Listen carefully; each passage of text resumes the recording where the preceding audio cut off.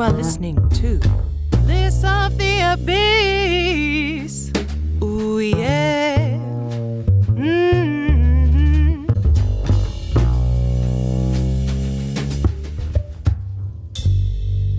Hello, and welcome back to the Bliss of the Abyss. You're listening to another episode of the best podcast on planet Earth. This week, my guest is author, musician, hypnotherapist, and all-round good egg, Elisa Di Napoli, and we discuss all kinds of things from hypnotherapy, overcoming stage fright, the process of creativity, cognitive biases, and many, many more things. It's a really fascinating, interesting chat, and Elisa had a lot of interesting insight into things that I think a lot of people struggle with, either in day-to-day or in performing, and, you know, interpret the word performing however you like. She does plug it at the end, but I'm just going to say now for our listeners, she has allowed a free audiobook. If you go to her website, Elisa Napoli, elisadinapoli.com/bliss, I will provide the links in the webpage. There is a free ebook for you to engage with, and she offers all kinds of other things on her website. Anyway, just a quick update. You haven't heard from me for a little while. I have been in Europe. It's been non-stop on the go. I've been in Mallorca, Rome, Florence, culminating in my good friend's wedding on an Italian beach. And life's tough, huh? Life is really struggling. I just saw the David the other day. It's true, he's got a big ash. I saw St. Peter's Basilica in Rome, the largest Catholic church in the world. I ate my weight in pasta. Gadget bebe. So I'm feeling really good. I'm back now in the UK, and it's raining. Yes! Finally, God, the Mediterranean, it sure does know how to hit you around the face with itself. So I'm completely tanned, ready to pale myself out for the English winter. I hope you are all doing really well. Anyone who's not, please get in touch. I'll help you out. Anyway, we should have some more regular releases on the feed. Thanks very much for everyone who still listens. I love you. Get in touch. Give me a shout. Tell me how you're doing. Tell me if you didn't like this episode. Tell me if you did like this episode. Anyway, without further ado, Elisa Di Napoli.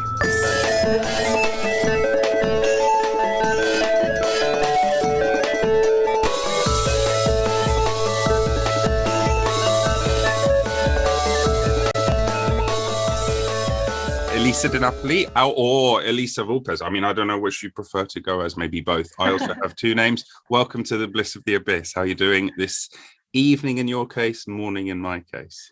Yeah, I'm doing well, thank you. And you can use both names because I am both. Yes, I understand it. Do you ever have to explain to people the origin story? Yeah. Yes. Yes, I do as well. How often do you find yourself just giving them the short version instead of the full version? Yeah, quite often, because it's too much of a long story to tell someone at a party, Right, So. right, yeah, same for me. I mean, let's play surname guessing. So I was just in Italy, in Napoli. So technically, your name means of Napoli. Yeah. That's just etymologically. So that's my first guess. And then Vulpes, from my knowledge of Latin, looks like wolf. It actually means fox, but okay, yes. Right, a related animal. Yeah. Okay. So how did I do? Yeah, you did really well. It means from Naples, but I'm actually not from Naples. I've never been there. I am originally from Rome, which is not too far away. Not too far. No, and the other one is means fox in Latin, which is very good because I really love foxes, so it's fantastic as a surname. I love foxes too. Have you ever seen the particular type of fox known as an Arctic fox? A specific Arctic fox, though. This is super cool. I just saw this for the first time today. It's a particular fox. Here it is. Or can I? Here we go. It's Oh, it's so beautiful. I you love do, it. yeah. Okay, you do like foxes, I can tell. I really do. I love animals. I'm just a sucker for any animal, but specifically foxes because they're so cute and clever. Have you ever seen that study about domesticating foxes? No, but where I lived before, I was in Edinburgh for 10 years, and we actually had foxes and quite a lot of foxes in the city, which for me was unseen.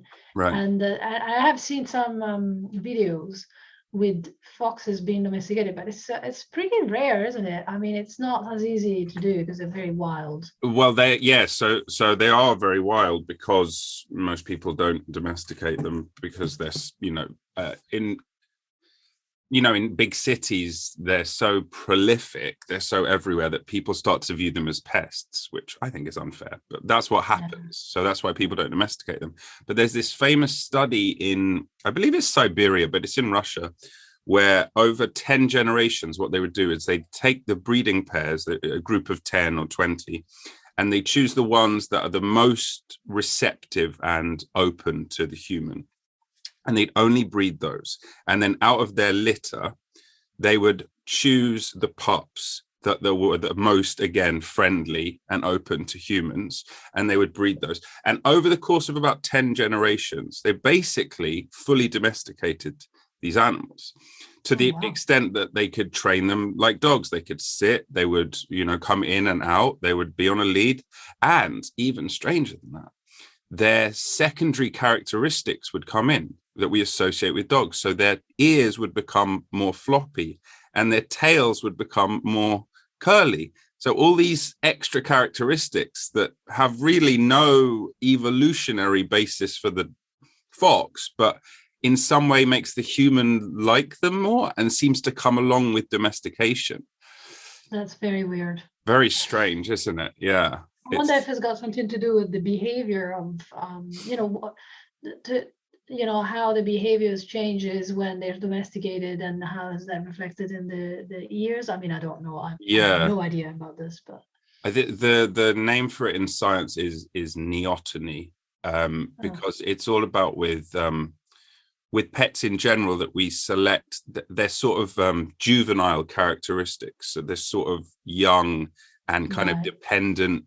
And the noises they make tend to be kind of high pitched, and so it's all related to kind of taking care of a younger, more vulnerable creature. Yeah, I mean, I heard about that in cats.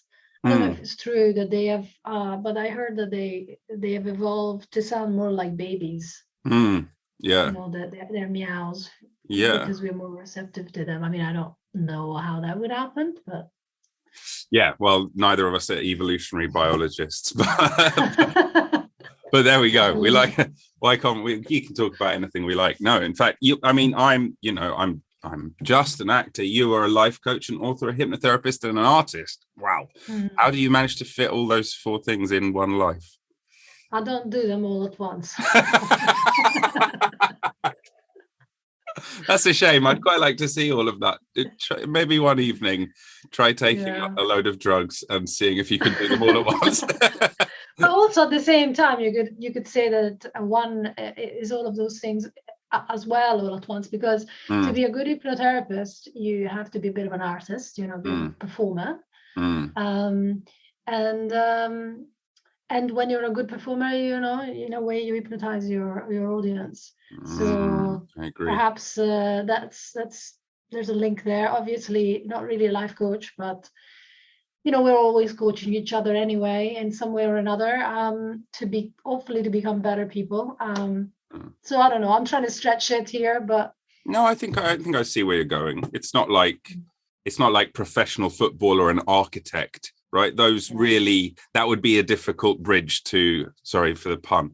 Yeah, but I can see the interactions, and I know you have a really interesting story about stage fright, and I want to get onto that. But I wanted to talk first about hypnotherapy, and I'm sure the two will go together because I personally have an experience with hypnotherapy actually, And it was a long time ago. So I'd be kind of interested to tell you my experience, but also sort of understand it more from a theoretical point of view, and maybe see if the way you approach it is similar to that. For anyone interested who's listening and who might want sessions with you and interested in your approach. So when I was about 14, I started to get really bad insomnia, and by the time I was like 19, it was deeply chronic, and I was starting to suffer in lots of different ways, and it was tied in with depression. So my life was really, really spiraling quite badly, and I tried quite a few different things, and including medicine, which I really didn't want to be on, and it only made things worse as far as I could tell. And on the NHS, which is our national health service here, they said, well, you could, it was almost like a kind of, we've tried everything else, you want to try hypnotherapy? And I'm fairly cynical about some things, I would say. So, stuff like crystals or something. If they'd have offered me crystals, I'd have just said, I'm desperate, but I'm not that desperate. But, everyone can do their own thing, but just for me. But therapy, I'd done talk therapy in the past, and it had helped me. And I just thought, I'll just give it a shot.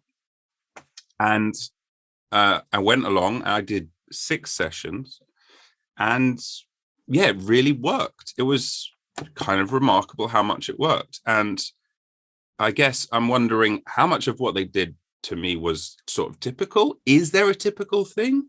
Is 6 sessions sort of a typical amount? It's not like it was fully cured, but I learned some techniques, and I did a lot of healing with it. And it was kind of a remarkable thing. And I think a lot of people probably similar to me have misconceptions, or I had misconceptions about what it is and how it works.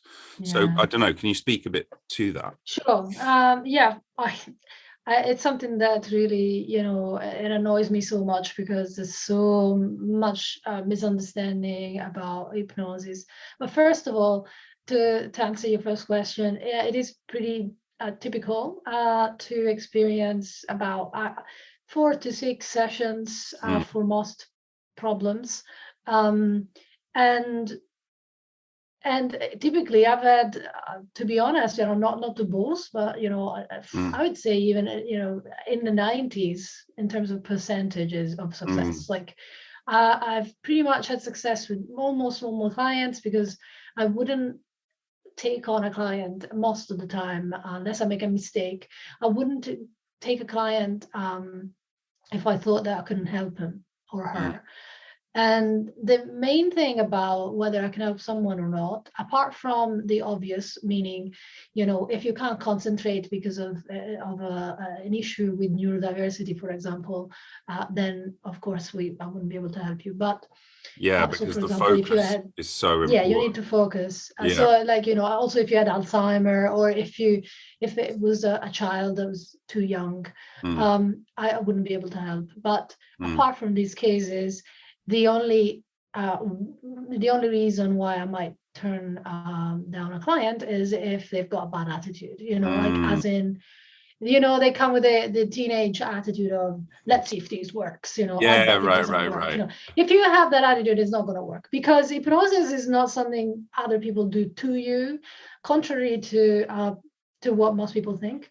It's more about a skill that you learn and that you develop in yourself, and the hypnotherapist is just a guide. On the other hand, there's a lot of other techniques that pretty much are hypnosis, but they don't call them hypnosis, So you might have heard of the Silva mind method technique. Pretty much it's hypnosis, There's other ones I've heard recently. People invent all this like new technique, and then I look into it and it's like, this is just hypnosis, and they won't call it hypnosis because they want to have the shiny new label, so that they become famous and come to me, I'm the only one who can do this. It's like, no, you're not. There's a bunch of other people who can do exactly the same thing. But hypnosis has got a bad reputation because of stage hypnosis.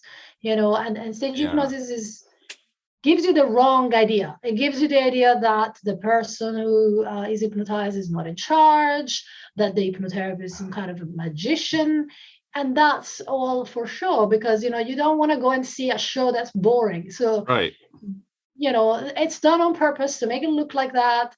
The people that go on stage, they want to be on stage. In fact, at the beginning of every show, if you've ever been to one of those shows, yes, I have. There's always like a beginning. There's a test. Yeah, exactly. They're filtering out the candidates, like who's going to be the most impressionable, who's the most up for it, because they know those are the people it's going to work for. Yeah, exactly. And then the people who go on stage, they want to be there, and they definitely don't want to cut a bad figure and just be like, oh, actually I'm not hypnotized. They wouldn't want to do that. If they were that kind of person, like the teenage rebel, they would be taken away. They would not be chosen. So it's all like done on purpose to give you a sense of entertainment, but that's not what therapy is, obviously. Right. So actually hypnosis is a very, very natural state that we're in every day, but we're in this state every day without necessarily knowing that we are, and and it's not guided. It's just like it happens. So for example, every time you go to sleep, you go through a phase in between sleep, dream sleep, deep sleep, and then being awake. So if you look at it like it's a spectrum, now we're awake, we're in a certain state of mind, then you go into a relaxed state, you get into just before the dream state, that's basically the hypnagogic state, then you get into dream state, light sleep, and then you go into deep sleep, where you're completely unconscious, So that state where you when you're falling asleep, it's called the hypnagogic state. When you wake up, it's a hypnopompic state. So hypno is because the root of the word is there to say this is a state in which you're focused on the internal world rather than the external world. Images might come, and you're connected to your emotional self rather than your left hemisphere analytical mind. And so that's one example, but it's not the only one. So for example, when you're watching a movie, or you're engrossed in any activity, maybe a book, you're reading a book. Also when you're upset, when you're in shock, when you go a long distance running, when you're driving a car long distance, whenever you're doing automatic behaviors and you're not thinking, you are in a sort of a trance, but you're not doing anything with it as such. So the difference with the therapy is that you do something with it. So the therapy, it's not just hypnosis. You don't do hypnosis and that's it. You go into an hypnotic state, and then you use that state to intervene. Right, because you're more impressionable in that state. You're more open. You're in a more creative, willing place where you can entertain all kinds of things, as opposed to... Yeah, right. Yes. That makes perfect sense. And also because you are basically in your emotional, let's call it the emotional mind. I mean, it's not such a thing as a place in your brain that's the emotional mind, but it's just to understand what we're talking about. We have the reptilian brain, the emotional brain, and the rational brain, so to speak, different, and then they evolve in different times throughout our evolution. And the thing is that the rational mind is a new kid on the block, and it thinks that it's the best and the most important, but actually your emotional brain will always win against the rational mind, and your reptilian brain will always win as well. So that's why with hypnosis, we want to go into the emotional mind, because most issues are emotional, not rational, right? Yeah, absolutely. This is one of the most interesting things if you read about any kind of cognitive biases or fallacies or all these things. It's like, you can find out the technical reason why someone might be incorrect about something, or you might be tricking yourself into thinking a certain way, but that doesn't mean that it doesn't happen the whole time, because even though we're clever enough to understand it using those prefrontal lobes and all of this part of the brain, actually the one that is dominating most of the time, and you see it in like political debates, is who wins? Is it the person who's got the best ideas, or the someone who can G up the crowd and get everyone whooping and cheering? And again, it's tapping into that, because it was there first. It's more in control, even though the front likes to think it's the most in control. Yeah, exactly. And so how many times have you ever heard of people going, I know this is stupid, I know I shouldn't think of this, but I feel blah blah blah blah blah. Yeah. Same thing. Yeah, how interesting. Yeah, what a strange thing. So I suppose that's a really obvious place to segue into perhaps your story, which might have some elements of hypnosis in it, if I'm guessing, because I know you have, well, I don't want to give away too much, but there's this sort of I suppose you could say life-changing story at the center of your journey that I want to hear you tell, really, from start to finish. And I'll try not to interrupt too much, but if I have a question, just I'm a bit annoying like that, so I might interject, but please carry on. That's not a problem. Interject away. So I guess it starts with the fact that not only I am a life coach / hypnotherapist, but also I am like you said, an artist, a singer-songwriter, and I suffered from very severe performance anxiety for many years. So even though I really loved making music, whenever I got on stage, I just had a terrible time. And I wouldn't perform very well. Like, even if I knew something very well, I would go on stage and worry myself to the point that I would not be able to really concentrate on what I was doing. I was constantly thinking, oh, those people over there, they must think I'm terrible. Oh, see those people over there, that guy just yawned. Oh God, he must think I'm just, what am I doing up here? I should run back home. And then I would make mistakes. I wouldn't really do my songs justice. I knew I could do so much better. And then afterwards I would berate myself and be very critical and kind of hate the whole thing. And so I became a bit of a perfectionist. I tried, to be perfect. That didn't work. It was too much pressure.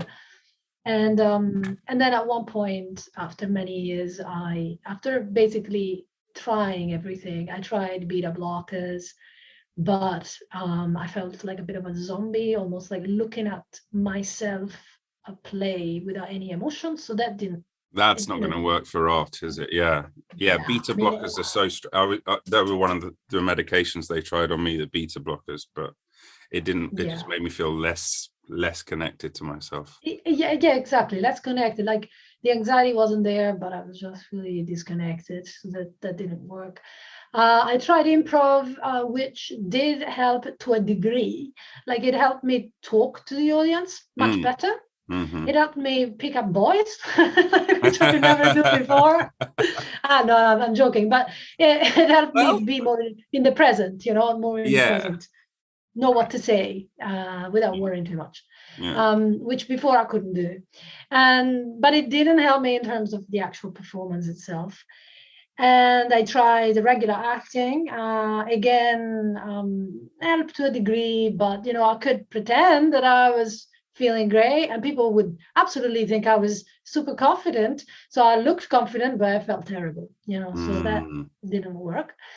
And what else? I tried drinking wine before performance. That really didn't work because wine just makes me forget my words. And at one point I was like in the middle of this performance and the worst possible thing happened.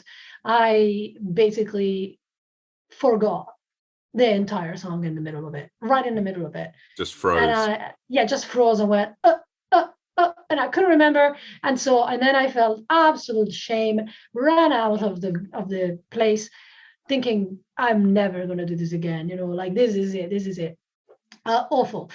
So I tried pretty much everything. And I got to the point where I thought, well, maybe I'm not cut out for this. Just keep up. It just made you want to give up. That's kind of your rock bottom. And then I thought, I can't give up. Like if I give up, this is what I love doing. If I give up, I'm going to be very depressed. This is not going to go well. I have to do something else. Yeah. And that's when I thought, weirdly, for the first time. I mean, I was already a hypnotherapist by that stage, but I just never thought of using it on myself for this particular problem. Don't ask me why. I think it's the kind of thing of like fish being in water, not realizing they're in water, and it's obvious, but because it's around, they don't see it. Right.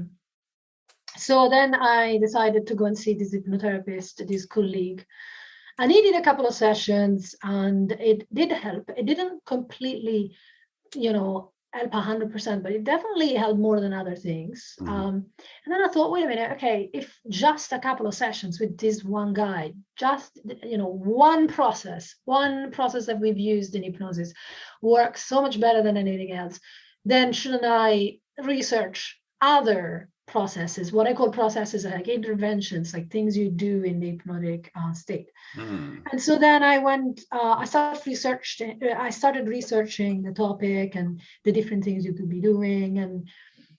And then I actually started seeing people with the problem in order to try it on them as well and see, okay, what works, what doesn't work.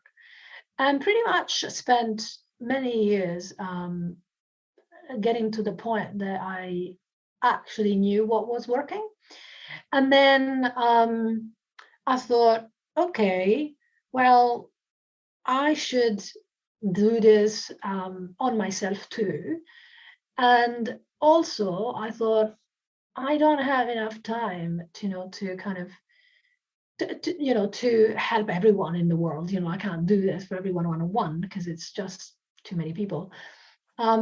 So that's when I thought, oh, you know what, I should write a book and I should make a course and I should do audios, like so that people, and including myself, we can listen to this audio. We can actually I can walk the talk and use these techniques on myself, since they work on others. What they're going to work on me too. So that's how that's why I put together a book and a course that deals with this problem. And as a result, this is not like a case of, oh, and now I have no anxiety whatsoever. I mean, I get nervous, but it's not the same, it's not the same at all. Like, I actually enjoy performing, I actually get a kick out of it, feel alive. Yeah, I get a little nervous, but nothing serious, nothing like before. Right. Yeah, of course. And that's a really, I think, important point there, is that I think something's gone wrong in the cultural way of thinking about nerves and anxiety. Because I also teach sort of younger students who sometimes have to take exams, and they say, what if I'm nervous? And I sometimes will say back, well, what if you weren't nervous? That would be strange. This is an important exam. You're feeling nerves because it's important. That's normal. If you're too nervous and it's overwhelming you and everything is too much, that's a problem, right? And that sounds like that was your situation that you were in. That's why you're trying to find all these different ways of solving the problem. But solving the problem doesn't mean completely getting rid of the anxiety, because the anxiety is natural. That is part of the nerves. And if you go down to the biochemicals, you're performing, there are cortisol, adrenaline, there are things in your body that are making you feel a certain way. It's just they're overwhelming. And part of it is learning ways to deal with it. And it sounds like both of us have tried the medicinal route, and it works for some people. But I think the problem perhaps with that, and the reason I think maybe you get that teenage mindset we were talking about earlier, is from people being like, oh yeah, well, whatever, right? You can't prove it. Whereas, if you give someone, a hell of a load of Ritalin, that's going to do something to them. Whether or not they have an attitude about it, it's like, see, it really does do something. It's like, yeah, but that doesn't mean it solves anything. That just means it can really punch you in the face without you wanting it to.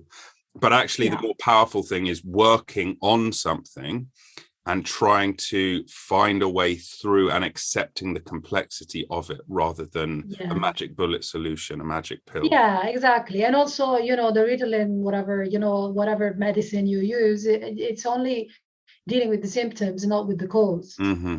You're fighting against something that's going to come back again and again and again. And instead, when you actually understand what's happening, you are more in control of yourself and how you frame things, how you react to thoughts, or whatever it is that's causing the performance anxiety, the excessive anxiety.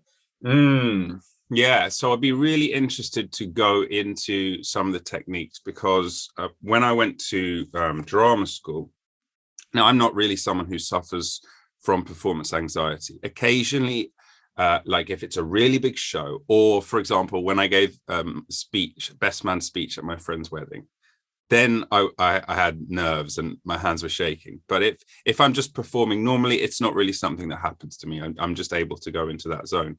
But at drama school, there'd be people who had really severe anxiety. They'd be, having dry heaving and just covered in sweat and pacing around and going, oh, God, I hate. And then they go on stage and do it. I'd be like, oh my God, they're torturing themselves. Yeah. And a lot of the time they didn't have techniques. And some of the teachers would be able to help and teach some techniques. But a lot of the time that wasn't really focused on, which I thought was actually a detriment. It was one of the things missing from the course. So for anyone who's listening here, perhaps you could share one or two of the most important ones that you have. So in order to give you some techniques, let me just make a little, just give you a little bit of any information first, because we need to understand the causes of performance anxiety. So I'm gonna try to be quick about this. So the like you said, first of all, it's evolutionarily makes sense that we have anxiety in general, because the most important thing for us humans, obviously, is to survive, to be able to survive. But in order for us to do that, we need to know that we're not in danger. And one of the biggest dangers for us is to be rejected by the group. Okay, so it's pretty normal for us to have this anxiety about rejection. And performance anxiety is pretty much boiled down to fear of rejection.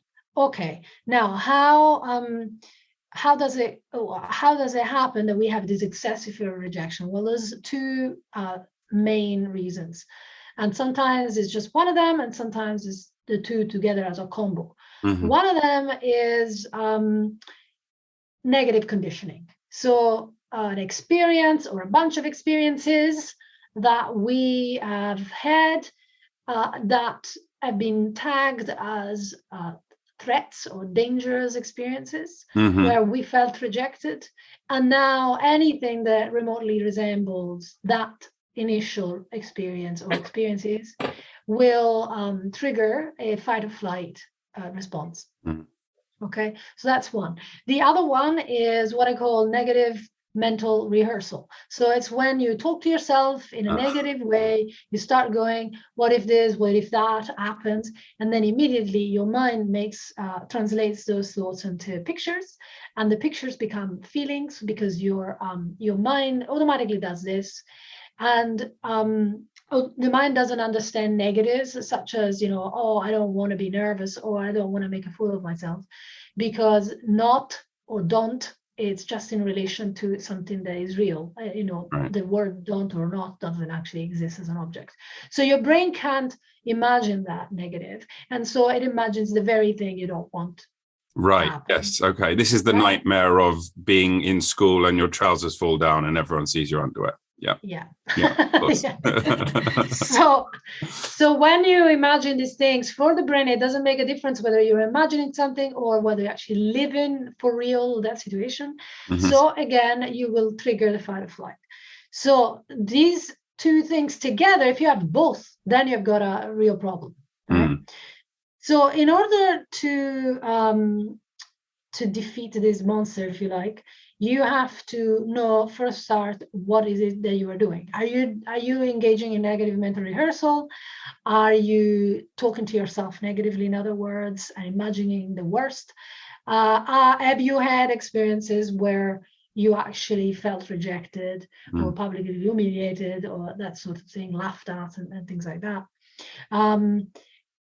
Part of this I have to also include, with this I have to include negative self-talk that could be around, not being good enough and having to prove that you're good enough by performing, for example. That's another possibility, but it's to do with conditioning.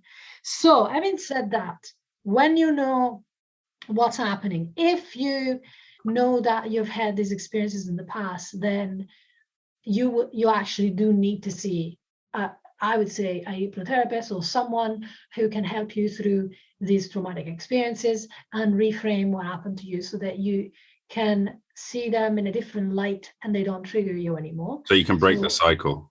Yeah, so that's one thing that needs to happen if that's the case. On the other hand, if it's only a matter of negative mental rehearsal, then there are other things you can do. And these are quite immediate. Like, there's things that you can do to stop the fight flight as it happens and also prevent it. And these are very practical techniques. So in order to understand what these are, you've got to understand the fight or flight response. It's basically your alarm center of the brain, the amygdala. It switches on if it thinks that there is a danger of some kind. In this case, you see your audience as a danger, and therefore it switches on. Now, in the wild, if you actually were attacked by a dangerous animal, what would happen, as you mentioned before, you would have cortisol, adrenaline pumped into your body to help you fight or run away from this animal, right? Or pretend you're dead in the case of freeze. Right. And then the sympathetic nervous system would be switched on. You might get you will get ready for the fight or the running away. Now, in the wild, if this goes well and you don't die, you eventually will start relaxing because the danger has gone away. Right. And that's when the parasympathetic nervous system is on. And so the key here is that the parasympathetic nervous system and the sympathetic nervous system cannot be on at the same time. One is on, the other is off, right? So in order for us to switch off the sympathetic nervous system, which is the amygdala alarm center part, we need to switch on the parasympathetic nervous system. How do we do that? Well, we need to simulate that fight, right? That's one way of doing it. And this means, for example, that we need to do some aerobic exercise. So running up and down the stairs, jumping up and down, getting your heart rate going, for enough time that all that extra energy is used. Yeah. Otherwise, we're going to start hyperventilating. If we don't use the energy, the cortisol stays in the body, the adrenaline stays in the body, it's got nowhere to go, and you're actually going to have really bad symptoms like shivering and the throat being parched and breathing really shallow and all of that sort of stuff. So the aerobic exercise really works if you do it for long enough. And it could just be, like I said, dancing up and, jumping up and down, it doesn't matter. Right, so that's number one. Number two, and you can do this either instead of the jumping or the aerobic exercise or after. I personally find that it's better to do it after, but they both work. It's just that if you do it after, it's like a combo, it's a great combination. But if for whatever reason you can't do the aerobic exercise, then the diaphragmatic breathing is the next best thing. And diaphragmatic breathing means that you need to close your mouth, you need to breathe only through your nose, and you need to make sure that the out breaths are longer than the in breaths, and that you're taking deep breaths. So it's very important that you do this for 5 minutes. If you don't do it for 5 minutes, it's not going to work. So you got to take 5 minutes to really calm down, and you will not feel like doing it. And so that's why I suggest that people practice it before they have panic attack, right? Mm-hmm. This will diffuse and stop any panic attack if you do it. But while you're having a panic attack, it's really hard to remember to do it. So the great thing is to just, do it when you're not having a panic attack. Get used to how it feels. Mm-hmm. And then when you are having it, you know that you're having it and you can use it more automatically. That makes sense. Yeah. Right?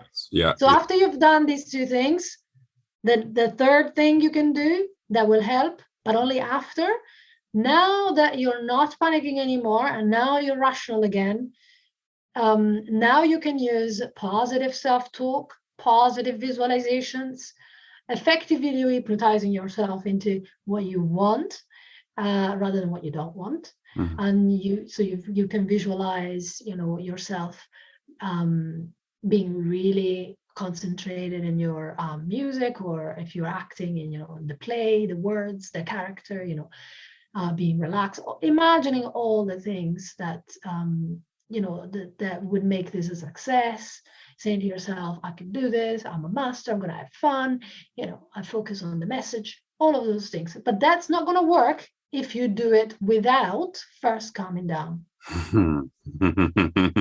Okay, so what happens if you don't calm down first, but you do talk yourself into, okay, I can do this, I'm going to be the king of the world, and then you go out? What can happen? What is it, a disaster? Well, no, it's just that it might not work. I mean, if you're panicking, you're not going to listen. You're not going to listen to that, because see, another piece of the puzzle is that when you again, think about the actual situation in which we are actually in danger. Mm-hmm. If we actually were in danger because there's a lion in front of us about to eat us, we are not going to think, oh, let's think rationally about this lion. Let's take 5 minutes to consider whether the lion actually is a danger or not. The lion is gonna kill us. Right.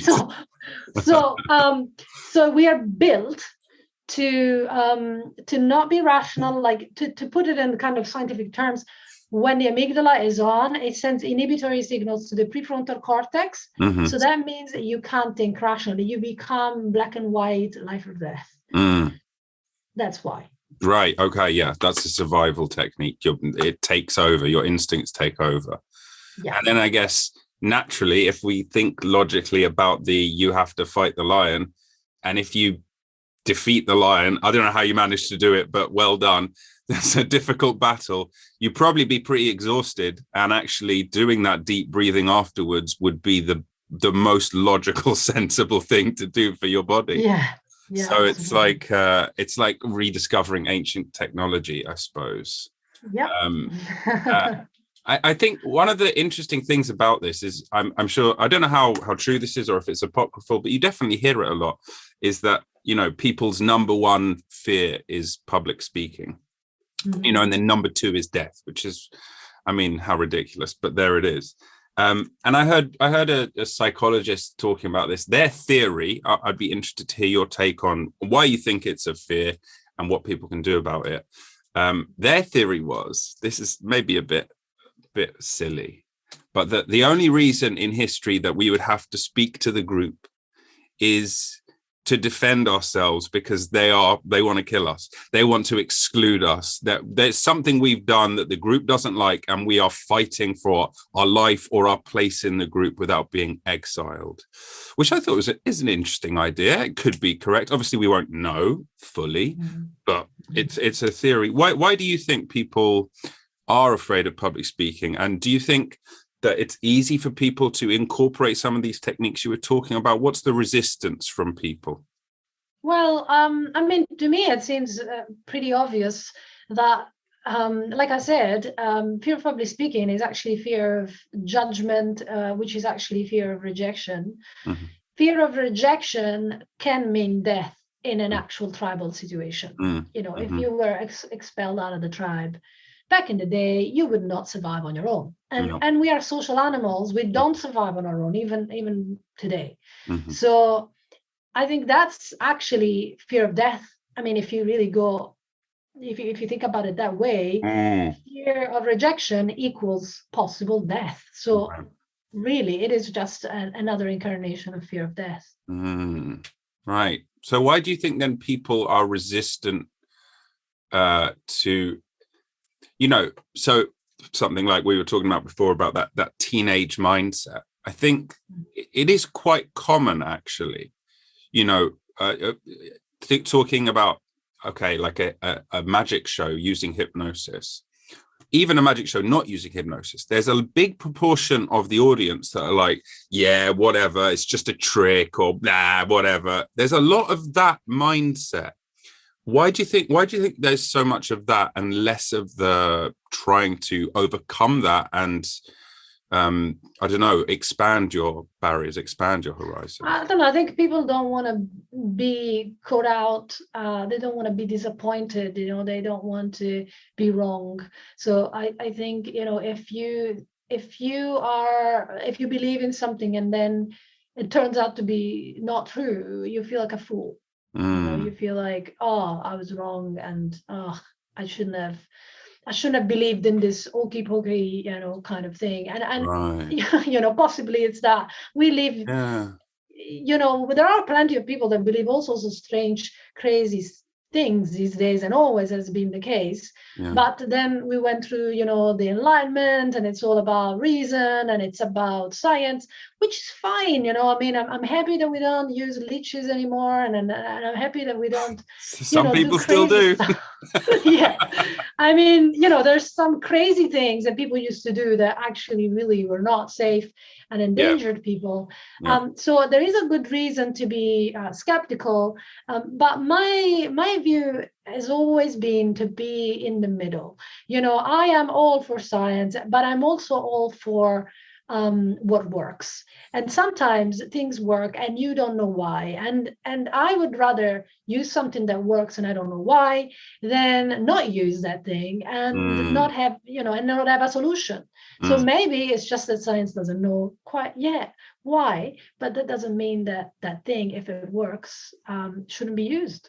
Right. I suppose, I mean, one of the biggest mysteries in science, especially medicine, is the placebo effect, right? It's like nobody really understands that mechanism, but it definitely seems to have something to do with belief. And we can't study belief down to atoms and electrons and impulses, but we all know that it's there and it's true and it plays a part. So that's, oh, yes. You know, oh, right? Yes. And that's finding, I guess, that middle path that you were talking about, using the science and the emotion and the psyche, I suppose. Well, yes. I mean, the thing is that placebo is all about belief. I mean, for me, it's not strange, because we have a healing intelligence, meaning, you know, if you scrape your knee, your body knows what to do. You don't have to go and say to your body, hey, you know, now get you don't have to like actually talk to your body and tell it what to do. It knows what to do. There is an intelligence, if you like. So I wouldn't see why that wouldn't be the case for emotional problems as well, right? And we actually heal ourselves all of the time. And medicine is there for the big stuff. You know, you break your leg, well, you need a doctor to help heal that bone and in the right way. You know, you've got a heart attack, okay, you know, maybe you need staples or whatever. You know, the medicine has got its place. But if somebody wants to die, for whatever reason, that person eventually will die. You know, it doesn't matter how much what you do medicine-wise. If you don't have the will to live, sooner or later you're gonna sooner rather than later you're gonna die. So on the other hand, having the will to live, having the belief that you can do something, is massive for the capacity to heal emotionally, right? So I'm not surprised at all. I mean, if you don't believe that you can do something, you can't do that thing. You will not take action. You will not actually. It's a self-fulfilling prophecy. You know. Yeah, there's this famous example in. I study philosophy. There's this famous example by is it William James, or perhaps not? I'll check the name. But the idea that there's two people and they have to jump across this chasm, and they both know that it's right at the edge of what they can do. And the person who, as they leap, thinks, I think I can do it, versus the person who, as they leap, thinks, it's just a bit too far. That person even though they have the same ability as the next person, is more likely to make the jump. Yeah, no matter how absolutely. close it is. It plays such, it's the X factor, I suppose we call it now. Absolutely. Yeah, absolutely agree. And expectations tend to be realized. Whatever you expect, if you expect the negative, it tends to be realized. If you expect the positive, it tends to be realized. It doesn't mean that it's some kind of magic, you know, it's just the power of expectation. I mean, of course, you're not in control of external circumstances, but as far as you are concerned, as far as what is in your control is concerned, if you have positive expectations, you're more likely to achieve your goals. So what, without obviously breaching any client confidentiality, what is perhaps sort of, I guess you could pick two maybe, or which one you prefer, the most extreme sort of turnaround from a client, or maybe the strangest thing that they came to you with a problem of, whichever you'd like to. Okay, I think probably the turnaround, because I see strange things all the time. So I wouldn't know which one to pick. But I had a famous, obviously I'm not going to say who it is, but I had a famous drummer who came to see me, and he was desperate because his dream was to travel the world with his band, and they had his band that basically dismembered for a bit of, you know, for like a few years, right? And now they were coming back together, and they had the offer of, you know, a big world tour, and the guy was terrified. You know, he was like, oh my God, as being whatever many years, and now I'm terrified that I can't do it, and it's too late, and I'm going to freeze, and I'm not perfect, and blah, blah, blah, blah, blah. You know, but at the same time, as being terrified, he was so sad about it, you know, like, oh my God, this is the dream I've always, you know, I've always had. This is what I've always wanted to do. And if I don't do it, I'm going to be depressed, you know, like I'm on the brink now. So, so we used, in this case, we had to do a regression. We had to go back to some stuff in the past, because it had to do, after, you know, some investigation, we found that it had to do with the relationship he had actually with his dad. And so it had to do with this kind of lack of belief in him, and this having to prove that he was good enough. You know, a lot of the time it's to do with that. You know, a lot of us have this negative belief of not being enough and having to prove, and then there's too much pressure, of course. That causes all kinds of problems. And so as a result of working with this, he turned around, and he actually did the tour, and he joined his band, and he sent me, you know, all this, you know, these emails about how they were on TV, and, you know, it was great, and it worked, and he was just like super happy, you know. And for me, that makes me very, very, very happy, because it's like, I mean, what more can you ask of job satisfaction? yeah, absolutely, yeah. That's so yeah. Must be a very rewarding turnaround, I suppose. Yeah. So you do have a lot of people coming to you with very strange things, do you? Has anyone had something so strange that you're like, I don't know if I'm the right person? Do you know what I mean? It's like, I believe I have 6 feet. Can you cure me? Or No, but you know, if people come to me, I mean, okay, wait. The weirdest one was actually really funny. I was in my car back in Edinburgh, and on my car I had, you know, I was advertising the business, so, you know, hypnotherapy, this and that. And one day I have this beep, beep, beep, beep, you know, like this klaxon, this I think you call it klaxon in English. Klaxon, yeah, like a car alarm. Yeah, a car alarm going, man, stop. And I thought, oh, gee, you know, maybe I have a flat tire or something's wrong. So I stopped by the side of the road, and this guy, seriously, I'm not making this up, he comes to me, and he's like knocking at the window, and he's like, come on, turn it down. And I turn it down. I'm like, what is it? And he goes, I just saw the car, you know, hypnotherapy. I've got diabetes. Can you help with diabetes? What the hell? No, I can't help with diabetes. Have you heard of insulin? Yeah, it's so crazy. Like, what the hell?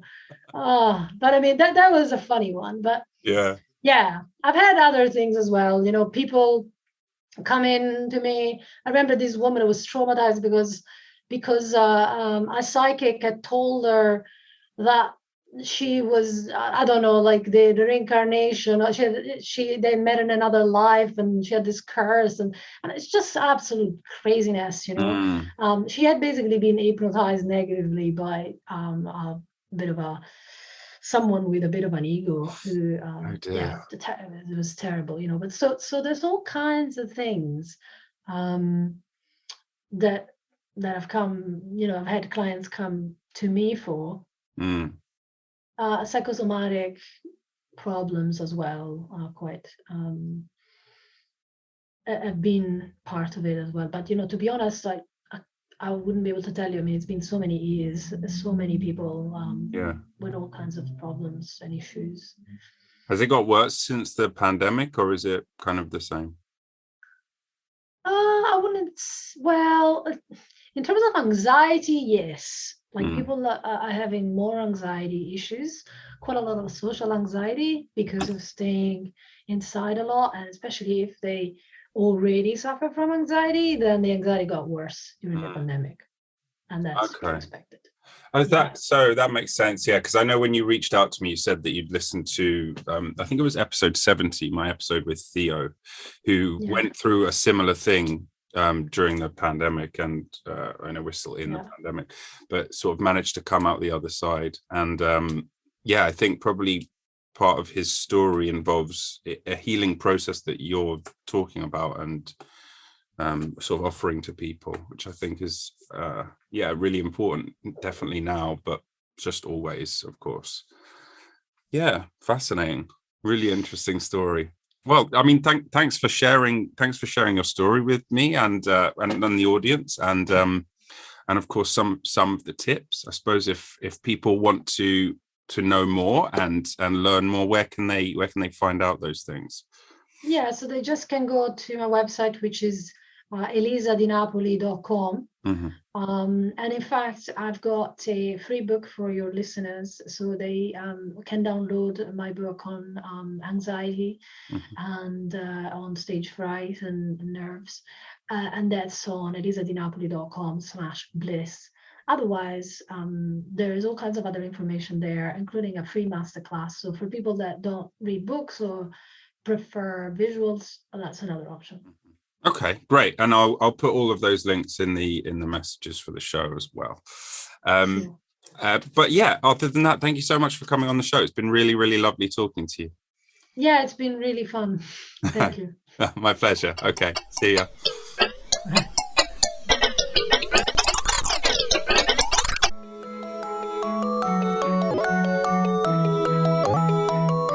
Thanks for listening to the show. If you've enjoyed it, please give us 5 stars and consider becoming a subscriber and maybe even supporting us on Patreon. Really, really, really helps me continue making this show. If you haven't enjoyed it, then you can fuck off. Many, many thanks to neoteny Steer for the amazing music and to Dave Fox for the cool artwork. Please keep coming back every week for more Bliss of the Abyss.